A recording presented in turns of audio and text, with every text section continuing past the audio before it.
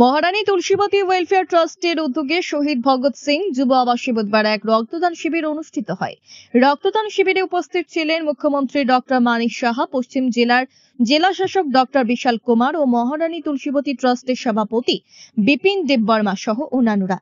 এদিন রক্তদান শিবিরের উদ্বোধনী অনুষ্ঠানে বক্তব্য রাখতে গিয়ে মুখ্যমন্ত্রী ডক্টর মানিক সাহা বলেন, রাজ্যে ব্লাড ব্যাংকগুলিতে এখনো রক্ত সংকট রয়েছে।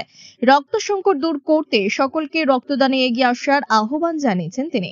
মুখ্যমন্ত্রী বলেন, বর্তমান কেন্দ্রীয় সরকার এবং রাজ্য সরকার জনজাতি অংশের কল্যাণে নানা প্রকল্প বাস্তবায়নের চেষ্টা চালিয়ে যাচ্ছে। ত্রিপুরা সহ উত্তর পূর্বাঞ্চলে বেশ কয়েকটি কেন্দ্রীয় বিদ্যালয় জনজাতির অধ্যুষিত এলাকাগুলিতে গড়ে তোলা হচ্ছে।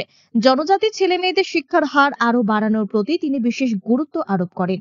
এদিন তিনি বিরোধীদের বিভিন্ন সমালোচনার পাল্টা জবাব দেন। প্রধানমন্ত্রী জন আরোগ্য যোজনা সারা পৃথিবীর মধ্যে একটা আলোচ্য বিষয়, যে 5 লক্ষ টাকা করে প্রতি বছর প্রতিটা ফ্যামিলির জন্য যে দেওয়া, এবং পৃথিবীর মধ্যে আলোচ্য বিষয় এই কারণে এত বড় একটা যোজনা উনি কিভাবে করলেন।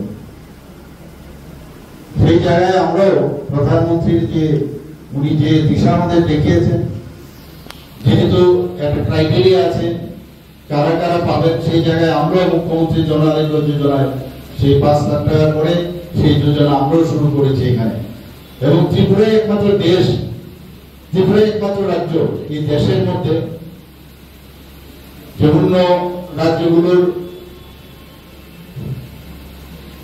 যেখানে কভার করতে পারেনি এই জন আরোগ্য যোজনা, সেটা কিন্তু আমরা ত্রিপুরাতে সেটা আমরা সম্ভব করেছি সেটা।